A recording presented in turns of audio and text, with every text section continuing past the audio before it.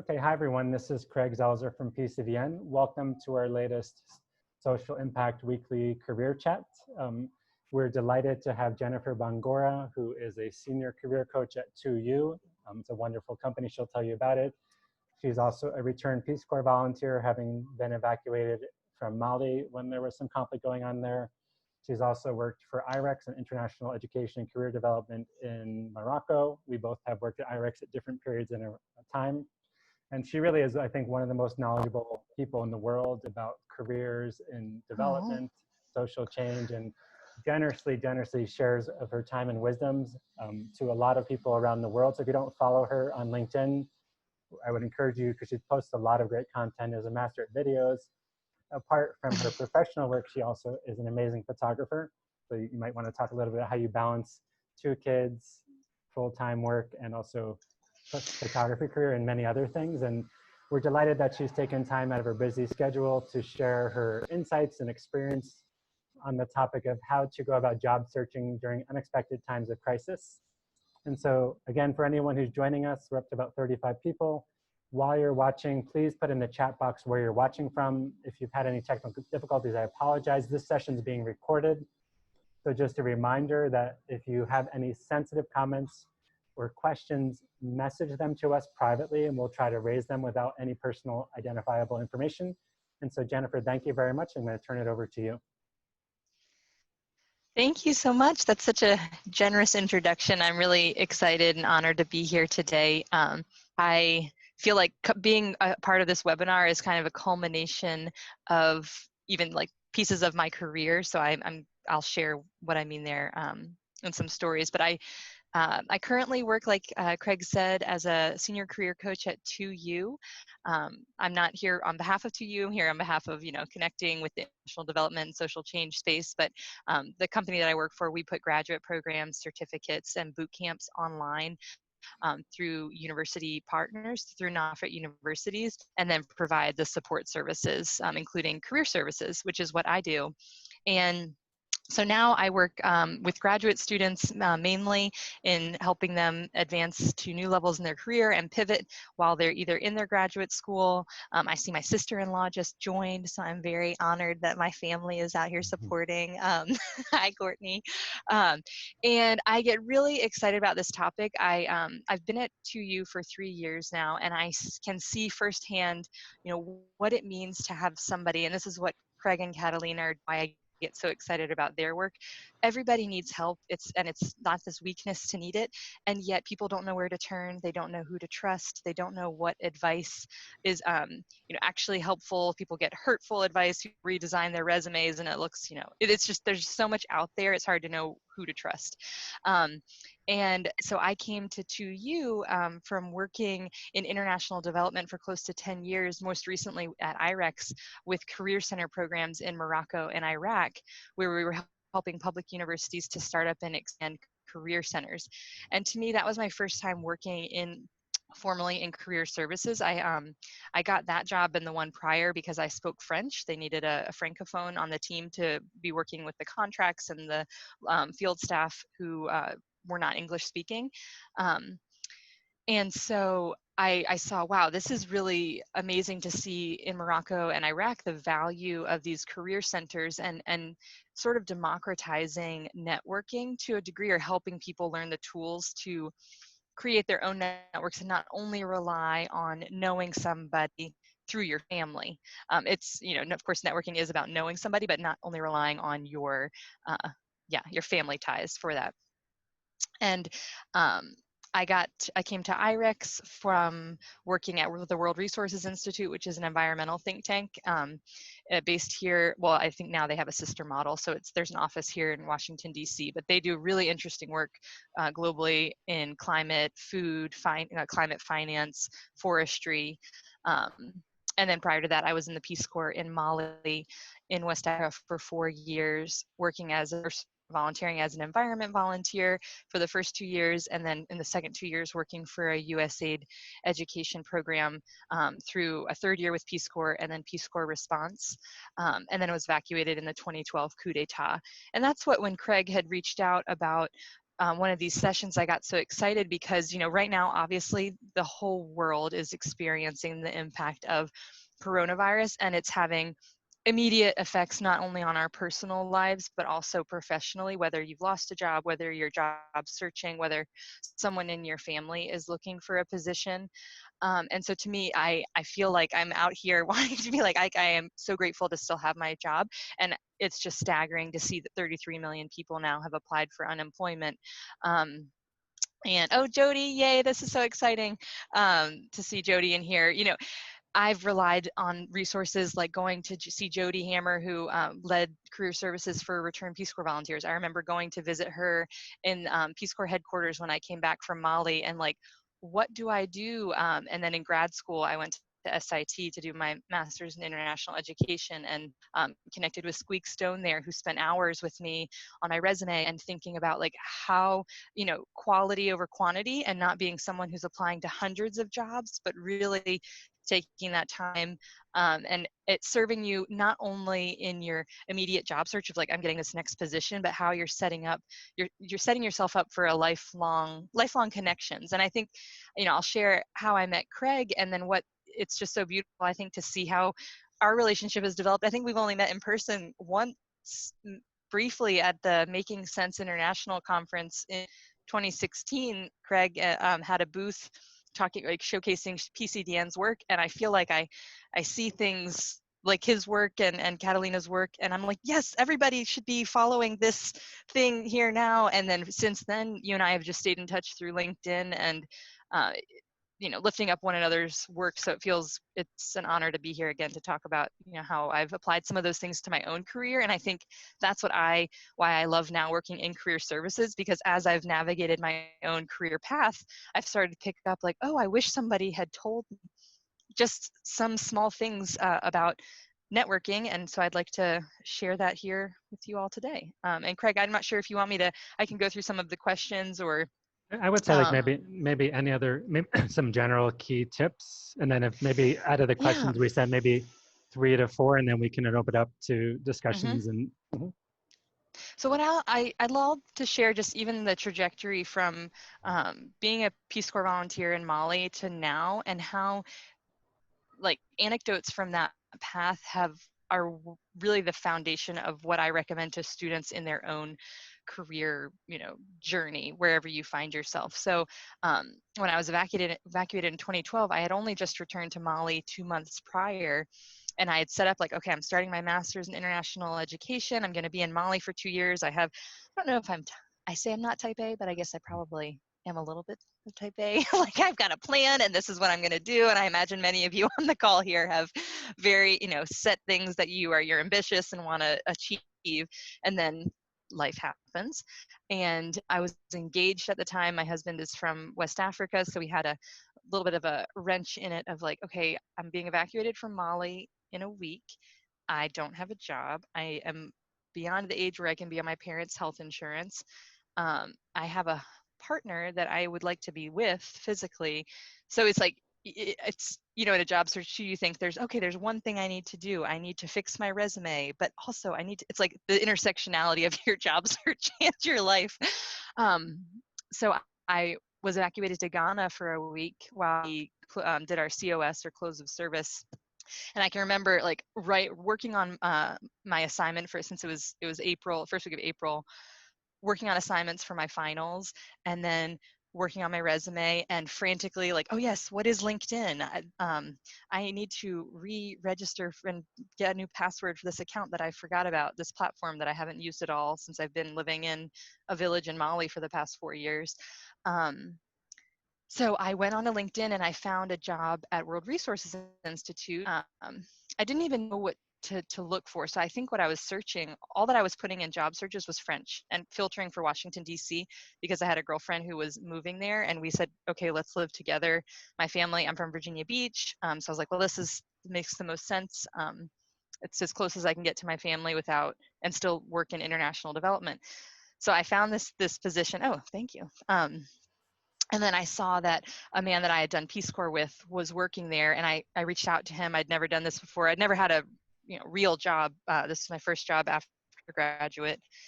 And I asked him if he could refer me for this position. He was like, I don't know anything about that job, but you can have my job and apply for it, because I'm leaving to go be a journalist, and we need somebody who's can start ASAP.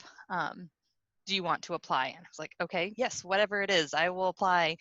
And this, not something I recommend to say, whatever it is. It was working in the environment sector with forestry programs in West and Central Africa. And they just needed, but they needed someone who was a Francophone. So since I speak French, I applied. My boss there was a returned Peace Corps volunteer as well. And that was a phenomenal experience. WRI is great. I couldn't have asked for a better place to transition back into the US. And then while I was working at WRI, one of my assignments was to do an informational interview with somebody. And I had never done an informational interview. I didn't know what they were. I was talking with another woman at my office, like, have you heard of an informational interview? You mean I just like reach out to somebody and talk to them that I don't know? Which, I mean, I do love people, but I just had never done it before, or used LinkedIn to find somebody. So I shared with her what I was interested in, and she said, here's a person that I think you could talk to. And she connected me with a director of communications he was at Institute for International Education at the time.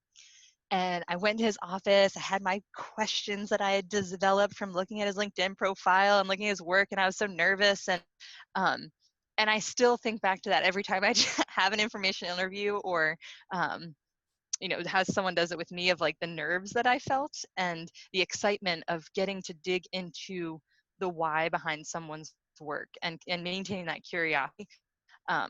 It gets me really excited as related for a job search. While I was at WRI, we hosted IREX fellows, so Young African Leader Initiative, the YALI Fellowship, at our office. And the person who I was liaising with was a returned Peace Corps volunteer. And then I saw an opening at IREX I was interested in, and she ultimately passed on my position. And this is all over, it's over years of time. And I think what I would recommend to people in your job search, and even now, is to really pay attention to the patterns that you're seeing, or where you're getting energy from people. And it can be hard when there's like noise all around you, but I had it's just even helpful to have a spreadsheet where you're like person, organization, notes, email, and seeing like, oh yeah, met Craig at Making Sense International, and then here's his website, and here's the here's something that he mentioned that's interesting, or where he's moving to next. And really keeping the human aspect as part of a job search. I think it can feel like, oh, that person has 30,000 followers or connections or this or that. And yet sending a personalized LinkedIn request, or recognizing the humanity in your job search, they're people too behind that LinkedIn profile or behind that informational interview request. And so that's something that's been a thread throughout, and has served me, I think, well in continuing to shift or pivot. So anyway, as I worked at IREX, loved that workforce development field, and yet I felt like I started noticing, and I only was there, for 2 years, but it feels like it was much longer, because a lot happened over that time. But just paying attention to the opportunities that are there. And I think it's like, there was an opportunity at IREX. They said, okay, you can essentially do an individual study. I don't think they offer this anymore, but design something that's related to an IREX project that connects to our field offices and builds a training that we can use for other programs. Now, it took a lot of work, so I designed this, okay, let's do like how to use participatory video for engaging career centers, which is funnily what I actually do a lot now on LinkedIn. But I designed out this whole session, and then I was able to travel to the United Arab Emirates and our offices in Morocco for a 6-week trip. My mom and my 1.5-year-old child came with me. So I feel like, I throw myself into a lot, and I do have a lot of energy and passion about the different, topics I'm interested in. And yet I think even everybody sees people's lives on the internet or on LinkedIn, and you're like, yeah, but people are behind there hustling. Trying to make this happen. And yet if you don't ask or try for them, then they won't happen. And it's not, in my mind, I think, oh, people are just knocking on people's doors being like, you should do this opportunity, you should do that, and eventually that happens. But we've stayed in touch with Craig and Catalina now over years, and it's like, hey, is there anything I can do for you? Is there something, or could I, make a suggestion to somebody? Would you want to do a podcast interview together? Everyone here has a unique life experience that I'm sure somebody wants to hear about and is going to resonate with somebody. And so that's what I've been pushing myself to do in this past year. As I said, I really want to do more public speaking. And so I'm just going to start applying to conferences. And if I can't afford to pay for it myself, at least they'll maybe pay for the registration. And so I keep an eye on opportunities like that through reading blogs and keeping a tracker of different opportunities that are out there. So I think, yeah, that's kind of a run through. I hope that wasn't too non. So that was wonderful. And I like the title, like humanizing the humanity of the job search. So that could be maybe a blog post or something. And for people who don't know, we do have a really amazing podcast sponsored by Rotary, the Social Change Career Podcast. It comes out every Friday during season. So Jennifer will likely do something season 7, I think. So it'd probably come out in the fall. So I just want to ask one question, then I want to open it up to other people. So the one question, there's so many people who are desperate right now, for good reason, because they've lost their jobs. And so both in your work at 2U and just the advice you give to others, what's your advice for someone who's lost or losing their job? Because there's a difference between looking for a job when you have income and some level of security and versus like when there was no income and no savings or little. So what's your advice for someone who is losing, has lost their job and really just needs to get something now? How do you do it when you're partially in panic mode? Yeah. No, this is what is so difficult about all of this. I mean, I'm not a financial advisor, and I know it's interesting to see your posts more about the intersection of finance and social impact, social change careers. You have to look at what your needs are and cutting expenses that you can't be making, and then really looking at can I live where I'm living, or if you're flexible enough to move or move in with somebody. I think we have to take deep breaths and control what we can control. So for me, that means definitely making sure your LinkedIn profile is updated. If you went to a college with a career center, most, if not all, at least undergraduate colleges provide career support for life. And so that can be a place to start. And also, I know you and Catalina are providing discounted coaching. It's helpful to reach out for the help if you can afford it, or find somebody in your network who is that you can at least talk to and start having accountability in that's the key thing, accountability to yourself. And you can get that through having a friend who's going to be touching base with you on a weekly basis of I really need the support right now to make sure I'm moving forward. And asking for that help is hard. And I think what I am trying to do in my life right now is check on my single friends, check on friends who I know have either lost their job or their partner has, to see how can I help, how can I be there for you. But if people aren't doing that for you, then reaching out and being hey, I really need this support now, even though it's hardest in our most vulnerable times to ask for that help, but is asking for the help. So thank you so much. So please start putting up your hand. You just go to the participant, click on hands, and we'll call on you in order. If you have a sensitive question, we just got one, just send it to Kathleen or I privately. And so just the first sensitive question came in, so I'm not going to say who said it, but someone in the US wrote that I have found that people are very resistant to informational interviews, no matter how polite I am about asking. Or the person that connected us, I paid for the coffee, I drove to their neighborhood, did it all right. The couple of times I've successfully managed to meet with someone, they were clearly and obviously unhappy to be there. So they almost ran back to their desks. So I guess the question is, how do you, if you're asking for informational interviews or if you're being requested to be interviewed, how do you deal with that kind of uncomfortability, or that people are busy? And I wrote a blog post, people can find how to spark joy when you do an introduction to someone. So it's kind of that kind of question. How do you try to ensure that if you're doing the informational interview or making the connection, that it's not causing dread? So what's your advice on that? And have you been in positions where you've been asked to do an informational interview, or you are introduced, or you're doing it? How do you get around that kind of, because sometimes it is incredibly uncomfortable. Yeah, it is. And I think there's a couple ways that you can go about it too. The first one that I ever did, I had asked a friend to do the introduction introduction because I didn't even know where to start. I was like, I don't even know who I would how would I find somebody to reach out to? So that was an introduction, and that was a a warm handoff where I think she touched base with that person first. Hey, I'd like to introduce you to Jennifer. This is what she's doing. And I think what can happen is that probably people are getting informational interview fatigue, where they're getting asked all the time to do an informational interview, and so maybe that's what they're resistant to. And in that instance, I am a big fan of if you're in a current role, in doing information interviews with people that you work with, and also lateral networking. I think a lot of times we think, oh, I need to talk with the VP of sales for this and that. It's like, that's interesting, and their perspective is great.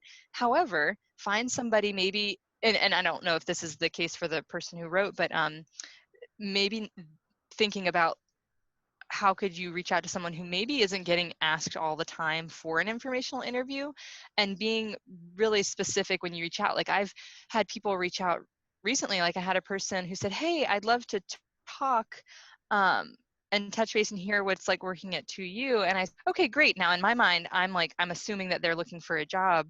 So then I say, okay, here's information that you would need to know. And then they're like, oh, I'm not looking for a job. I just want to talk about this. And I'm like, well, okay, well, I don't know. You've got to be specific to me so I can know what you want out of this conversation. And so I think, I know where this is a different time because we're in crisis mode with coronavirus, and so we're kind of filling our well with water as we also need to be drinking it. So you might find yourself reaching out to a lot of contacts and making, while at the same time you're saying, and I want to get a job out of this, which ideally you've already built those connections so that you can lean on them in times of crisis. At the same time, everyone's hopefully going to be more understanding.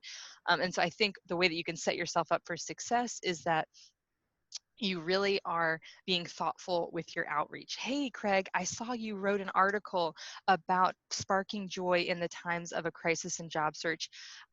It was so cool to read and to learn more about PCDN and the work that you're doing, and what to work out of Impact Hub. Rather than being like, Craig, could we meet for an informational interview? When it's like, well, have you done the legwork? I mean, I want to make sure I'm not getting into a call where I'm going to need to spend the first 15 minutes to you explaining what my company does, when my expectation is set, you've done some legwork too, and so that we can get into the more nitty gritty. So I think, yeah, like thinking about what questions someone would have when you're reaching out, and also when you're going on LinkedIn and you're filtering for people, like maybe right now, what I do is I go and I would search career services, international development, and then it shows me a list of 1,000 people. And then I say, well, and then and that's just in the top search bar. And then I filter for second degree connections and ones that are in the DC area. So then you can filter, okay, we at least have someone in common. And so then I can say, hey, reaching out, see that you and I both know Catalina. It would be really cool to learn more about what it's like to build your career living abroad. That's something that I'm hoping to do as well. And then I'm up to know, okay, this person wants to know what it's like to work abroad. And that's how the conversation is going to be framed. I hope that's helpful. I mean, I know it can be sensitive, and I think too, even recognizing when I'm even sending out requests now to people of just connection requests, and I don't personalize every single request, but I personalize most of them. I'll say, hey, I'm just going to keep using Craig as an example.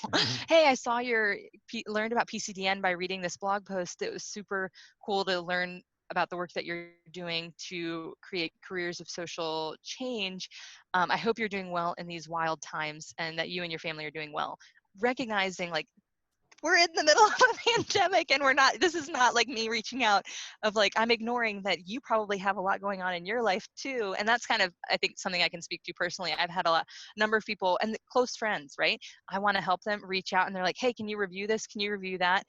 I'm not doing private coaching now, and of course I want to help my friends. And sometimes I'm like, we've got to all recognize everybody's managing a lot right now. I'm in a doctoral program that I just finished my term yesterday and submitted and chapter 1 was due last week, so for my dissertation. So and yet I recognize everybody's got something like that. If it's not your doctoral dissertation, it's you have a family member that you're taking care of, and we all have demands on our time. So I like to just recognize that people have that when I'm reaching out, and be sensitive to that. And thank you. Oh, thank you, Danielle. Hey, everybody. It's so fun to see friends that are joining. This is fun. So thanks. That's a wonderful answer. And we didn't record last week, but last week we talked all about networking for impact. And just the two things I think Jennifer said this too is like, be prepared that people will say no or will be uncomfortable. And if you go to an informational interview with expectations, most likely you'll walk away frustrated. If you go to an informational interview and it's like, oh my gosh, this is an interesting person, let's chat.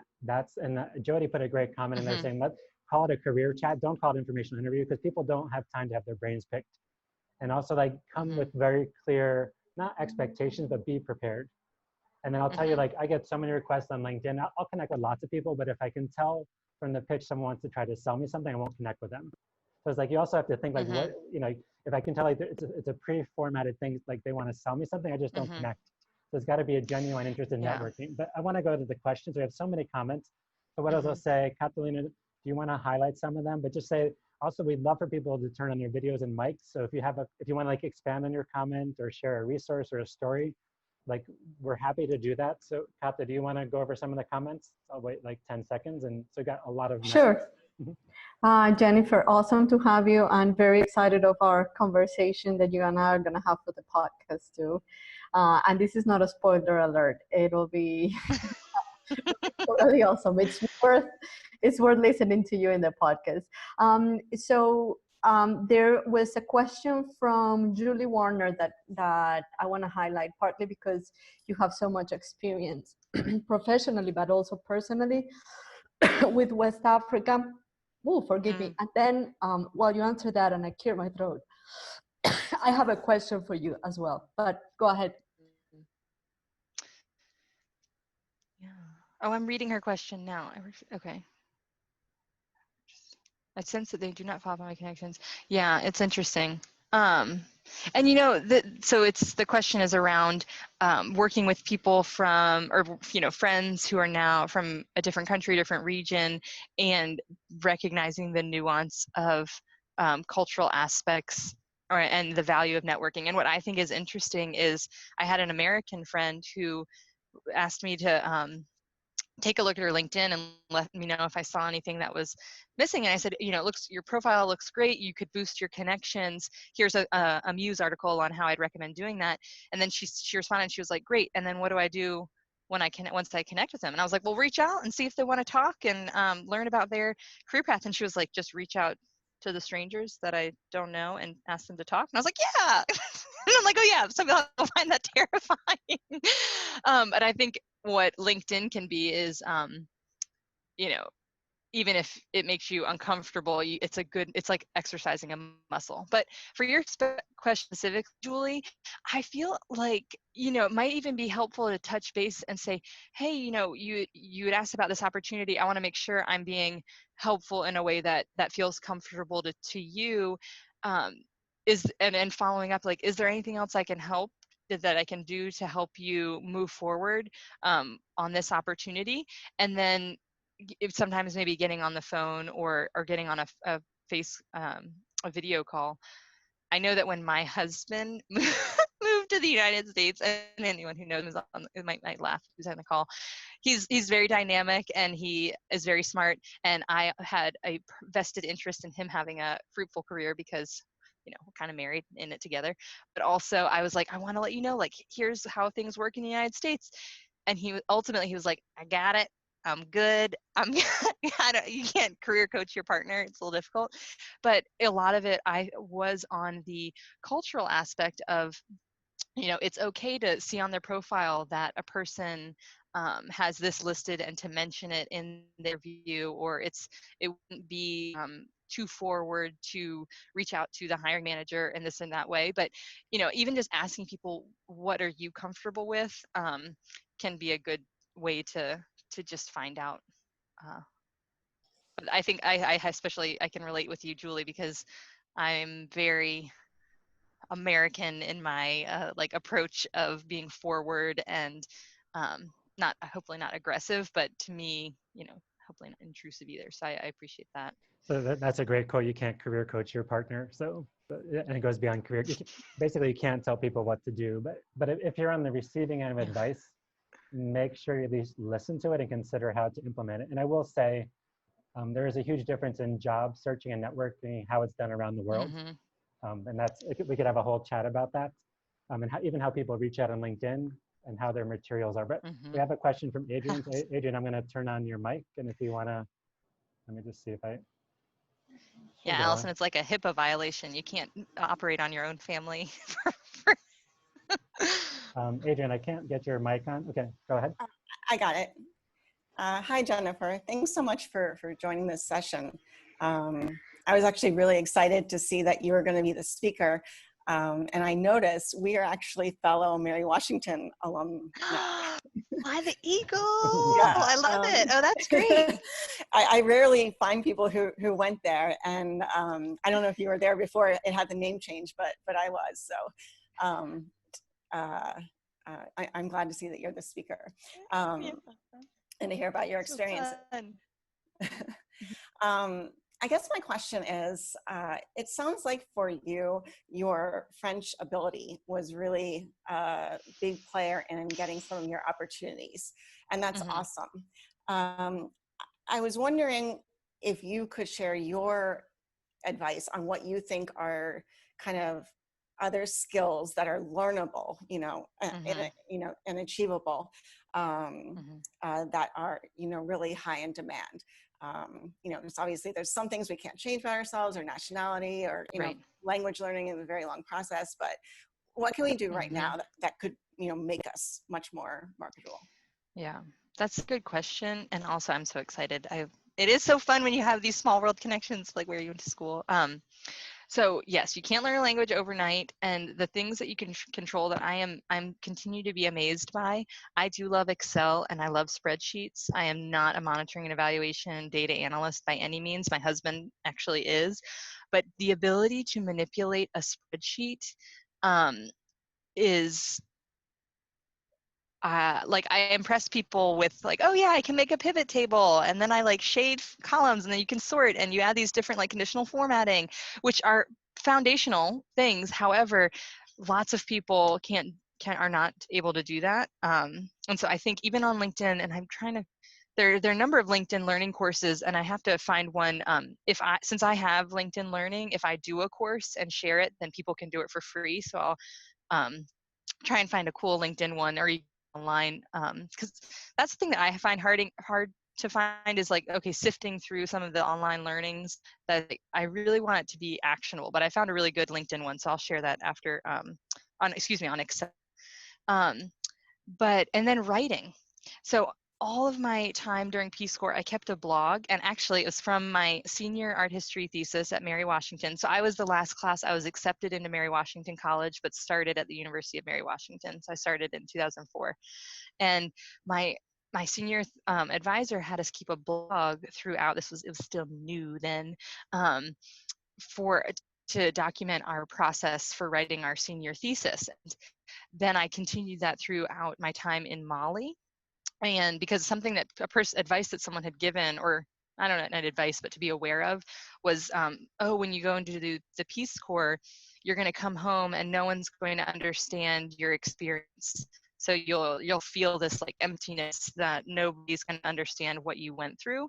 And I felt, that would be so devastating. I'm going to keep a blog so I can process my own experience and then share it with other people. And then it turned into actually being, I'm writing, and it's keeping me sharp on like what to focus on.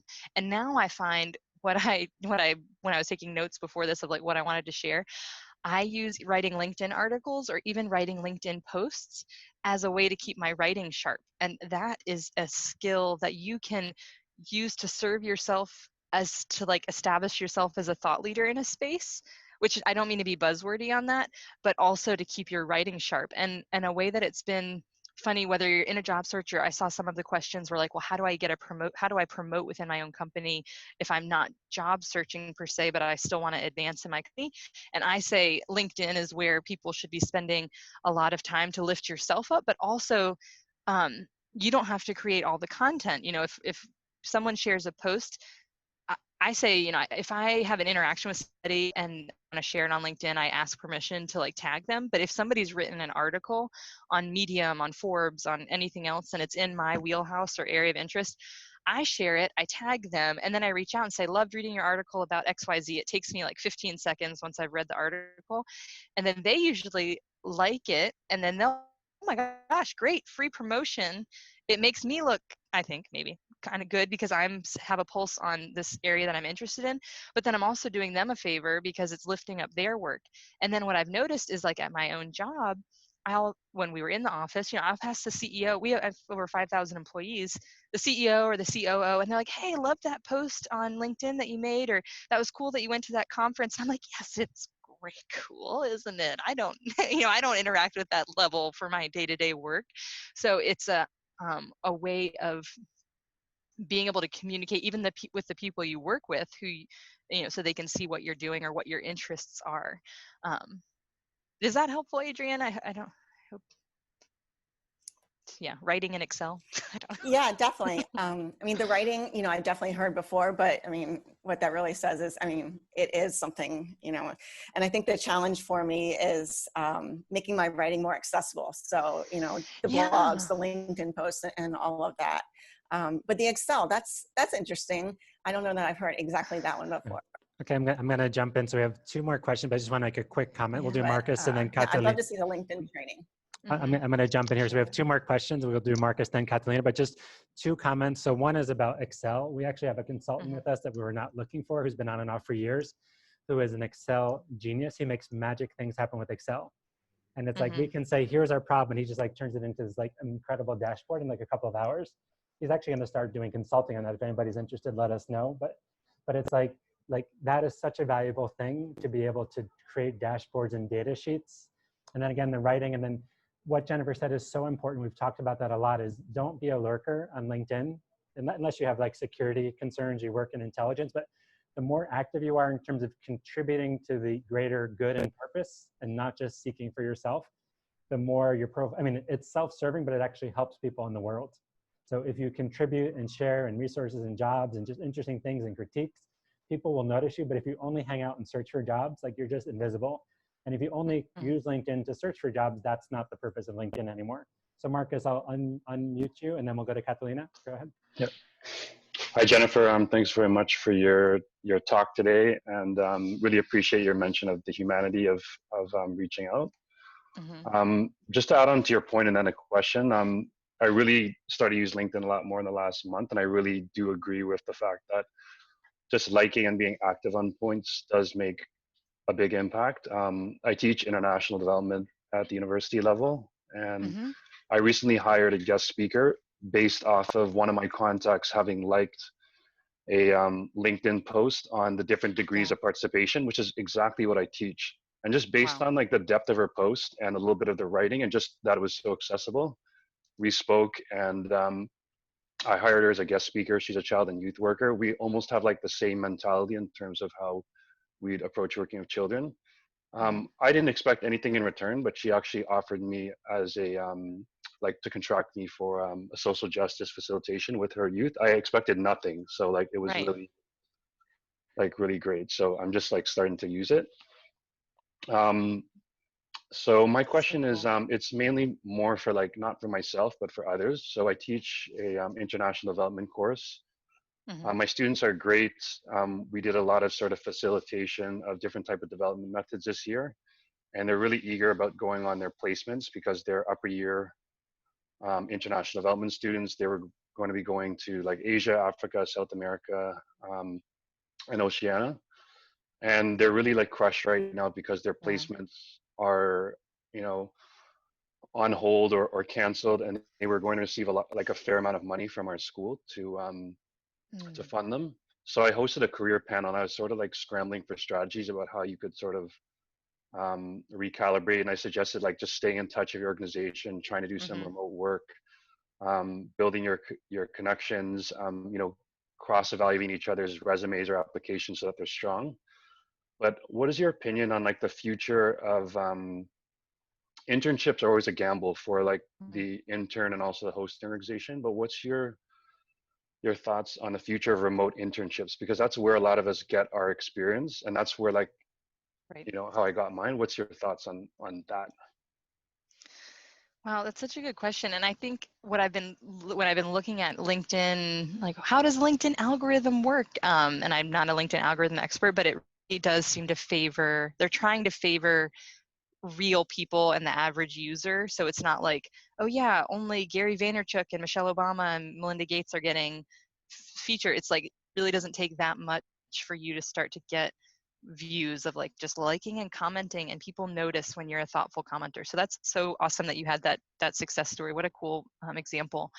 A friend asked me this yesterday because her husband was looking to do get back into the workforce and gain more experience. He just hasn't had projects to show examples of his financial like that's his background.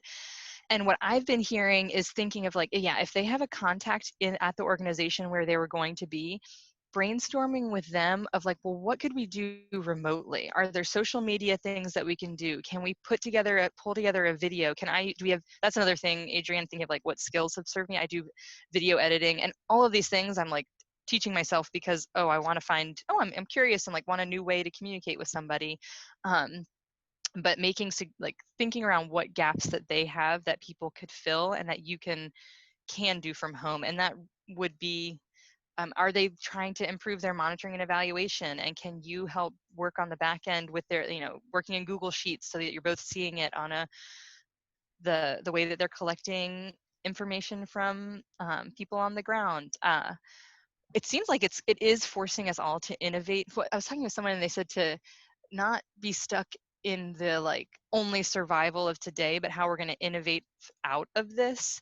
And so maybe even thinking like for your students, if they are focusing on international development, I'd hear international development, then they have a regional interest, and then do they have a technical interest that they're thinking of? And then, okay, I would take those things and just put them into the search engine on LinkedIn and then find who are the maybe 3 to 5 people who are leaders in that field. And once you develop out like a message of like, oh wow, I found your profile by searching for people who are interested in youth development in India and XYZ, you can send that custom message to 10 or 15 people and see who responds, and go from there. And then like maybe have a message too of like, I'm really excited about growing in my skill set in XYZ and am exploring ways that I can do this remotely. Would love to connect if you have ideas on how I could support either projects that you're the research lead for or something. And then again, that's a message that you can craft. I keep draft messages in my Gmail and then send it out to a number of people, tweaking it of like, I saw you went to Mary Washington, or I saw we both did Peace Corps. And I spend the time. It doesn't take that long. To me, it's surprising. It's like it doesn't take that long to be thoughtful, and yet it's people still don't do it. And I got a message from a guy who at work, I saw he was a founding driver with Lyft. And work gigs, I usually don't customize a message, but I said, oh wow, that's so cool that you were a founding driver with Lyft. I've never happy to connect here. And he responded back, and this was just 2 days ago. He said, this is the first message I've ever received on LinkedIn that wasn't a spam response, like a, I was like, oh, that's exciting and also very sad. I'm sorry that you have never, what do you think, Marcus?